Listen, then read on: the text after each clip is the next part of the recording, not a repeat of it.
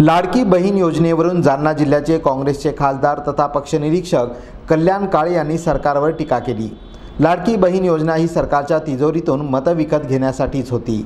त्यांची खरीच लाडकी बहीण असती तर 2100 रुपये केले असते अशी टीका काळे यांनी केली। आगामी स्थानिक स्वराज्य संस्थांच्या निवडणुकीच्या अनुषंगाने खासदार कल्याण काळे हे नांदेड दौऱ्यावर आले आहेत। राज्यातील सर्व जिल्ह्यात हर घर जल या योजनेचा बोजवारा उडालाय। जिल्ह्यात जलजीवन मिशनची कामे अर्धवट आहेत। भाजपने मर्जीतील गुत्तेदारांना कामे देऊन कमिशनची पोळी भाजली असा आरोप खासदार कल्याण काळे यांनी केला आहे।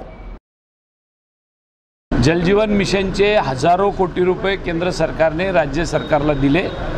प्रत्येक गावात पाणीपुरवठा योजना करायला सांगितली आणि घोषित केलं पंतप्रधानांची योजना आहे घर घर नल हर घर नल आणि नल में जल। आणि नळात जल तर पत्ता नाही, विहिरीत नाही तर पोहऱ्यात कुठून येईल। त्या योजना ह्या भारतीय जनता पक्षाच्या ज्या मर्जीतले जे कॉन्ट्रॅक्टर आहेत त्यांना देण्यात आल्या आणि त्या मोठ्या मोठ्या कंपन्याला तो कॉन्ट्रॅक्ट दिला। विदर्भाची तर आंध्रातली एक कंपनी आहे त्यांना काम दिलं गेलं आणि आपल्या स्वतःची कमिशनाची पोळी भाजली आणि मोकळे झाले।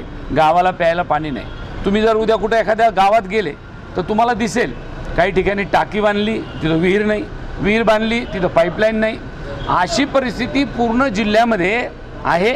परवा 24 तारखेला आपले खासदार रवींद्रजी चव्हाण साहेब दिशा कमिटीची मीटिंग घेत आहे। त्या दिशा कमिटीच्या मीटिंगमध्ये केंद्र सरकारने जे फंडिंग केलं आहे त्या सगळ्या योजना त्याच्यात येतात, तेव्हा त्यांना कळेल की काय परिस्थिती या जिल्ह्याची सुद्धा आहे। अनेक योजना अशा आहे की त्यांचं काम बिलं 100% उचलले आहेत, काम 50% पण नाही झालं। असं दुर्दैवानं आपल्या जिल्ह्यामध्ये घडतंय आणि म्हणून खऱ्या अर्थाने पाणी टंचाई आहे। लाडकी बहीण योजना सरकार चालवत आहे पण लाडक्या बहिणीचाच मृत्यू झालेला आहे। काल पोहण्यासाठी ती पाणी भरण्यासाठी लाडक्या बहिणीची योजना ही सरकारच्या तिजोरीतून मतं विकत घेण्यासाठी तयार केलेली योजना होती।